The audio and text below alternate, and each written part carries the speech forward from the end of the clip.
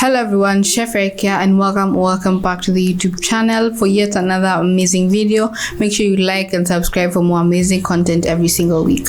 And today we're going to be making this delicious Mukimo Njugu or Mukimo Nzo. It's called a lot of different things, but it's Mukimo that's basically made of mbaazi along with some delicious Mbuzi Choma made on the stove. Nothing complicated. So for Mbuzi Choma, start by mashing some garlic and some ginger, and then you want to add that to your Mbuzi Ribs. And I went with ribs, you could do any part. You could even do beef, chicken. This marinade is perfect for any meat that you had in mind. Add in some lemon juice, some salt, and some dark soy sauce. It gives it a nice flavor. And then along with a few spices here, I went with black pepper, I went with thyme, cumin, and along with some paprika. All these spices are completely optional. You just spice things up just the way you like them. If you opt out of spices, although they're really nice, make sure you add them. They're absolutely delicious and they make all the difference. And then just gonna cover that up and let it marinate for about 2 hours. The longer you give it to marinate, the more those spices are going to penetrate the meat, and then it's gonna give it a really nice overall flavor. If you do very little time, like if you let it marinate for like half an hour, on the top it will taste really nice, like any ukibash ndani it will be a little bit under seasoned. Cover that up and then just let that go. In the meantime, we can now start to make, once that's done marinating, we can now start to chop up some onions along with some Dania stems. Dania stems, I'll show you guys that later.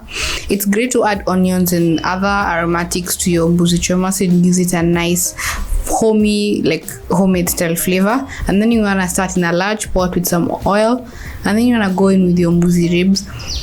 And we're gonna sear them on each side just until they're looking super nice and golden brown. A little bit of black char is even better. It's delicious.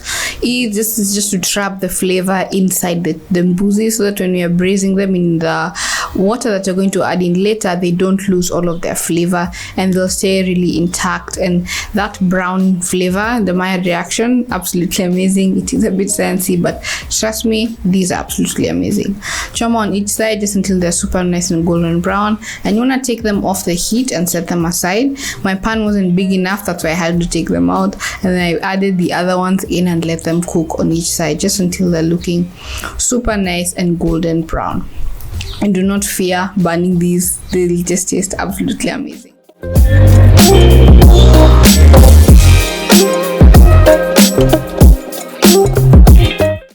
Now, once you are taking all of your meat out and it's all seared, it doesn't need to be fully cooked through anything. We're not done cooking these for now. You want to go in with some onions along with your Dania stems. Dania stems give things like a really nice flavor. You can leave the leaves on your chopping board, and then we're going to use those to garnish later on. Fry up your onions for a bit and then add back in your delicious Mbuzi Ribs along with all the juices that are going to be on the plate. Give that a really good mix and then add in some water, and then just let that go for about an hour. I did an hour and 20 minutes and 2 hours max. The longer you keep them in that pot, the more delicious they become. You can add that water, cover it, and put it in the oven at 180 degrees. But this recipe, I wanted to make sure. Now that our meat is done, I'm going to share a quick history tip before we start making the Mukimo Njugu on how it came to be exactly. Yeah, Nzo, but as we don't call it Nzo, I think Nzo is a Kamba. We borrowed from the Kamba community. So in our Kikuyu culture, we call it Njugu. Njugu siya Kikuyu. So Njugu siya Kikuyu is I don't know how you forgot that, Eric. We have to Nzo after when young boys go through their rite of passage. Circumcision, then a lot of Njugu is cooked. Those are the pigeon peas. And they are the dried pigeon peas that are cooked, mashed with potatoes and a bit of Matoke, bananas.